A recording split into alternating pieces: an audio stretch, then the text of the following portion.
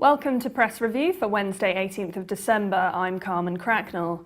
Today we'll be taking a look at the deepening sectarian violence in Syria and discuss Egypt Muslim Brotherhood, as we're joined by Chairman of the Conservative Arab Network, Dr. Wafiq Mustafa. But first, let's take a look at the front pages of today's newspapers here in the UK. The Guardian leads its front page, reporting that David Cameron is rushing through a block on European Union migrants' access to benefits from the 1st of January, the date when the remaining work restrictions on Romanians and Bulgarians will be lifted in the UK. It also reports on the Bank of England announcing plans to press ahead with switching to plastic banknotes, starting with the £5 note in 2016, and pictures Deputy Prime Minister Nick Clegg on his visit to a London primary school.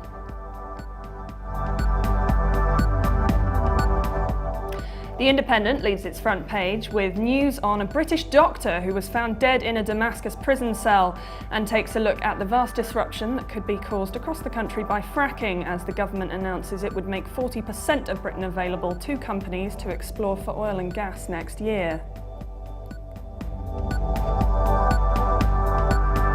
The Daily Telegraph leads its front page also reporting on the fracking, saying every county in England bar one is earmarked for shale gas exploration. It also takes a look at David Cameron's efforts to stop migrants' access to benefits, saying that it will be seen as an attempt by Mr Cameron to appear tough on immigration, and features a picture of celebrity chef Nigella Lawson, whose fraud trial still continues.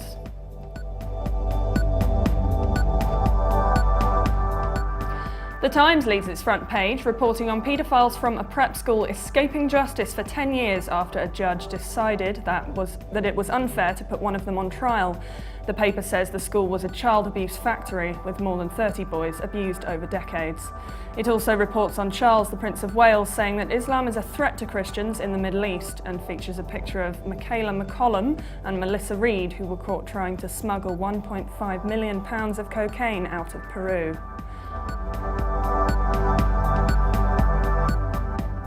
Now let's take a look at the top stories in the Middle East.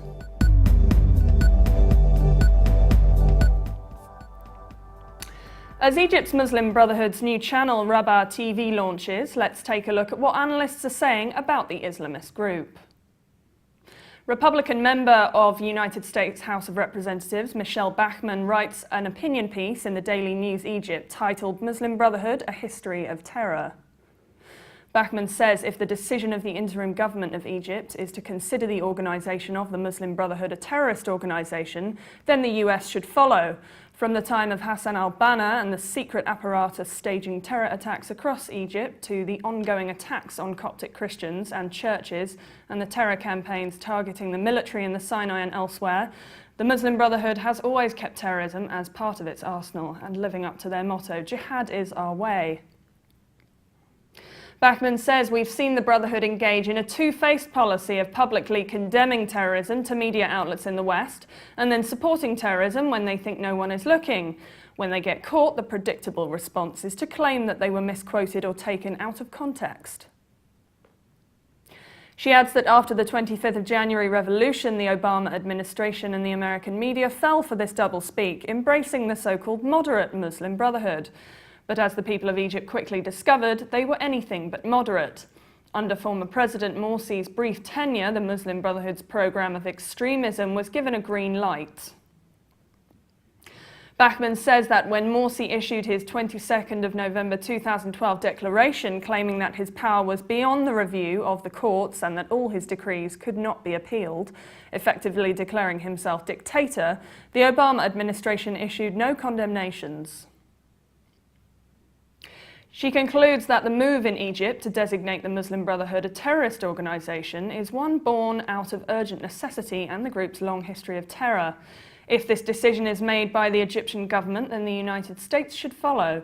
The designation of the Muslim Brotherhood as a terrorist organisation is warranted and long overdue.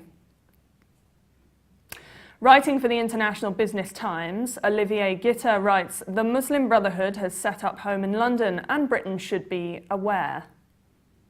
Gitta says the Muslim Brotherhood, kicked out of power in Egypt 5 months ago, has been undergoing one of the toughest periods in its 85-year history. The grandfather of all Islamist groups may be down, but the West counts it out as its own peril. He adds that with its leadership cast out of Egypt, the organisation has regrouped in Qatar, where the state-run Al Jazeera satellite network has paid for its members plush hotel suites and provided them ample broadcast time to air their anti-Western messages. A second new locus of the operation is Turkey, which has already played host to 2 Brotherhood summits and served as a launchpad for the pan-Islamist group's political return to Syria.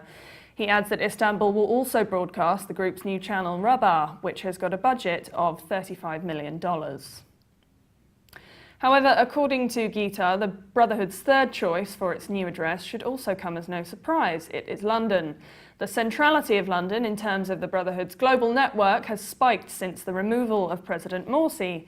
Indeed, on the 30th of June, 4 Egyptian MPs fled to the English capital. These included Goma Amin, Salim Al-Awa and Ibrahim Munir. Gitta adds that as well as moving so many of its key figures to London, the Brotherhood has also relocated its media headquarters, spearheaded by the main media operations office. Its staff include the brother of Gehad al-Haddad and Khalid al-Kazaz, both currently serving times in Egyptian jails for their role in the Brotherhood's Egyptian operations. The movement is now launching a London newspaper, Al-Jadid, financed by Qatar. Gitta then poses the question, why does this matter? Because the Brotherhood is the world's most influential Islamist group, and because despite well-intentioned Westerners' illusions that they had found the long-sought standard-bearer for moderate Islam, nothing could be further from the truth. Qatar and Turkey may choose to give the Brotherhood sanctuary, but Britain can find better company than those Islamist-friendly regimes. He concludes that no refuge ought to be given to an illiberal organisation opposed to the values of tolerance and pluralism that most Britons and Westerners hold dear. It's crucial to remember that the Brotherhood is a dangerous organisation with limitless ambitions, and that while the brothers may be bowed, they are far from broken. Writing for Al Monitor, Nirvana Mahmood takes a look at Rabaa TV, the new channel that supports the Muslim Brotherhood broadcasting from Istanbul, in her article, Muslim Brotherhood's new TV channel unlikely to influence viewers. Mahmood says the Rabaa TV channel is in its early days, but already stirring widespread debate, even sarcasm among some Egyptians. An overtly anti-regime channel broadcasting from Istanbul in support of the Muslim Brotherhood seems an intriguing concept for young Egyptians, but to the surprise of many, it is not new. Egypt has witnessed similar projects in the past, and the outcome of this one will probably be the same, loud noise that will fade with time.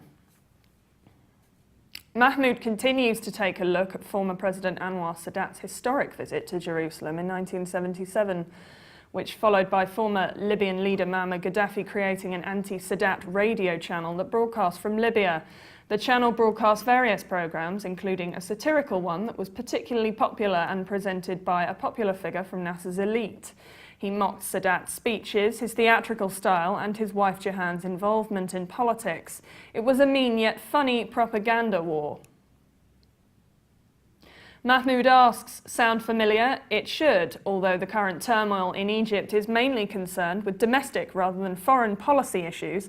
The way that General Abdel Fattah al-Sisi has managed Egypt since July the 3rd has many striking similarities with Sadat's methods. Mahmood says that the question remains, however, how effective will Rabaa TV be? The answer depends on the goals of the strategists behind it. If these goals are modest and limited to maintaining contact with supporters and broadcasting the political opinion and vision of the group, then the Brotherhood may indeed succeed with relative ease in achieving them. However, Mahmood points out that there are many reasons why Rabaa TV's ability to change the status quo in Egypt will be limited. Like any new channel, many will initially watch out of curiosity, even entertainment, but later viewership will plateau and eventual following will likely only be limited to a pool of faithful audience members that may increase during crucial events, when listeners naturally flicker between channels in search of different news. Another key point she notes is that the long-term survival of the station will depend on Turkish foreign policy, which is often erratic. It's true that the relationship between Turkey and Egypt is tense at the moment. Nonetheless, this tension may not last long. She concludes by saying that unless the broadcasters behind Rabaa TV can offer an alternative vision and not just agitation, anger and spin, their message will become repetitive noise that fails to capture the attention of the general public. History tells us that foreign-sponsored media outlets have never succeeded in effecting lasting change on domestic dynamics. It's doubtful that Rabaa TV can change that record.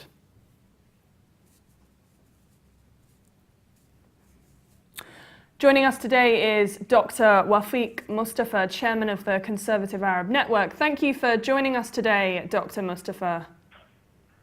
Thank you. Can you hear me? Yeah, I can, yes. Dr. Mustafa, the pro-Brotherhood Rabaa TV has just launched, broadcasting from Istanbul. Do you think that material broadcasted from this channel could affect ties between Egypt and Turkey? Oh, certainly. Well, there is a deterioration of relationship between Turkey and Egypt already, and I don't see there will be early change in the situation between Turkey and Egypt. As we know, the ambassador was removed from the country. I think it's a very tense relationship, and I think Rabaa TV most likely will thrive on this rift between Egypt and Turkey. In your opinion, do you think the TV channel will be successful, or do you think it's fighting a losing battle? Well, I must say I'm not a sort of supporter of the political Islam, but nonetheless, the reality is Rabaa will have some people will be very interested to listen to it, particularly if you bear in mind that Al Jazeera TV is pro-political Islam or pro-Muslim Brotherhood. So I think it will have a substantial audience, and I don't know how far it's going to be balanced in its programs, but it seems to me it is going to be have a Muslim Brotherhood slant into it. Yeah, certainly.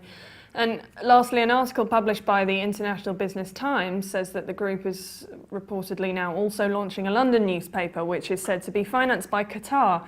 Do you think London is becoming its new home? Well, London always dubbed London Stan, as you probably know from the last 20 years. We have got more coffee shops and shisha shops, and you walk on some streets, you see niqab, hijab. So London is quite a mixed city of every shape and description, from microchip to niqab. So I would say there will be a market for it. Yeah. Thank you for your time, Dr. Mustafa. Thank you.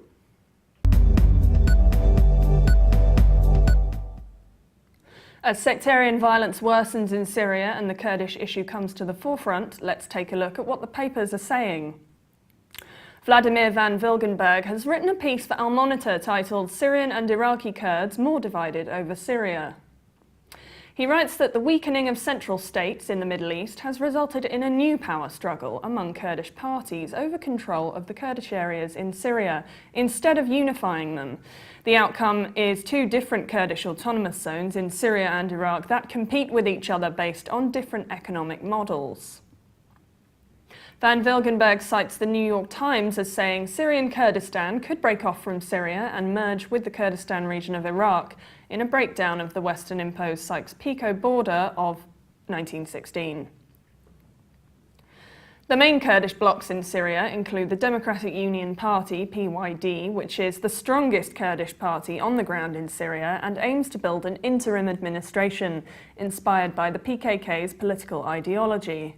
There is also the KDP, led by Masoud Barzani. The author writes that there are long-standing ideological differences between the revolutionary Marxist rebels of the PKK, founded in the midst of the Cold War, and Barzani's KDP that wants to model Iraqi Kurdistan on a capitalist Dubai model to attract foreign investment and to use the oil wealth to develop the region. Barzani also wants to export oil and gas through pipelines to Turkey, while the PKK sees Turkey as its main opponent. The author writes that, on the other hand, PKK leader Abdullah Öcalan's idea of confederation is against a nation-state. He suggests a federation for Kurds in Iran, Iraq, Syria and Turkey without threatening the territorial integrity of these states. Moreover, economically, the PKK and PYD want an alternative to capitalism. The PYD leader said that its main goal is not to remove the borders. We choose the German model for us as how Germans could be united within the European Union. They are in Germany, Austria and Switzerland. The united European citizenship united all the Germans. The author writes that also rivals of the PYD agree that at the moment a breakup of Syria is not possible, and that it is also not possible for Kurds from Iraq and Syria to unite in one state. Lebanon's Daily Star features the article "Syria Kurds aim to end dispute ahead of peace talks." Syrian Kurdish groups held talks in Iraq's autonomous Kurdistan region on Tuesday, aimed at patching up differences ahead of a peace conference planned for next month. The author writes, the two main Syrian Kurdish groupings, the People's Council of Western Kurdistan, PCWK, and the Kurdish National Council, have been at odds since the former announced a transitional autonomous administration for Kurdish majority areas of northeastern and northwestern Syria without the latter's backing. Bahajat Bashir, a member of the KNC, said these meetings are for the sake of unifying the Kurdish House and its political position and preparing for the Geneva meeting so the Kurdish participation will be strong, in reference to peace talks taking place in Montreux, Switzerland. KDP leader Barzani referred to meetings with Syrian Kurdish groups on Monday in a statement on his website. According to the author, in a statement, Barzani emphasised the importance of establishing a unified Kurdish position ahead of peace talks scheduled to begin on January the 22nd. The author concludes Kurdish majority areas of the country's northeast were relatively quiet until clashes broke out this year between Kurd militia and jihadist rebels, pushing tens of thousands of Syrian Kurds across the border into Iraqi Kurdistan. The Wall Street Journal features a piece by Sam Daguerre titled "Syrian Rebels Take War to Home of Assad's Allies." He writes that the opposition is targeting areas including western Latakia province and towns north of the capital Damascus, where Alawite and Christian minorities that back President Bashar al-Assad are concentrated. The author writes, in Latakia, rebels have been holding more than 150 Alawites hostage for 4 months. In another battleground in the Damascus suburb, Adra al-Umaliyah, Islamist rebels recently rounded up more than 50 Alawites and killed them, according to people living and working in the area. Daguerre added, some Alawites are now questioning whether they will prevail or even survive if the cycle of sectarian carnage worsens, fearing that the regime can no longer protect them from Islamist violence. He writes, militants who participated in the attack, alongside more moderate brigades supported by the West, went house to house looking for Christians, residents and rebels said. In Adra al-Umliyah, Damascus, clashes began when Islamist fighters attacked government installations. They singled out Alawites, executing more than a dozen pro-regime forces guarding the facilities, according to people living and working in the area. Although regime forces reclaimed some besieged villages, an army intelligence officer based in the area said no further advances are possible now because troops are overstretched battling rebels across Syria. Now let's take a look at the top headlines from international papers. Russia's Moscow Times leads its front page with the headline, Putin gives Ukraine 15 billion bailout.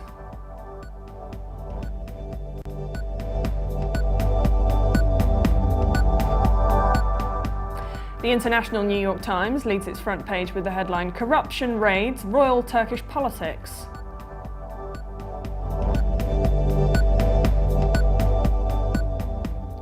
UAE's Gulf News leads its front page with the headline, India-US diplomatic dispute escalates.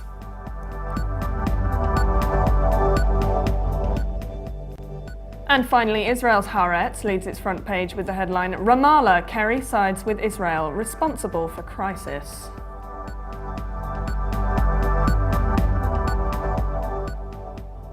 For more updates, please visit levant.tv. That's all we have time for today. Be sure to join us tomorrow for another press review.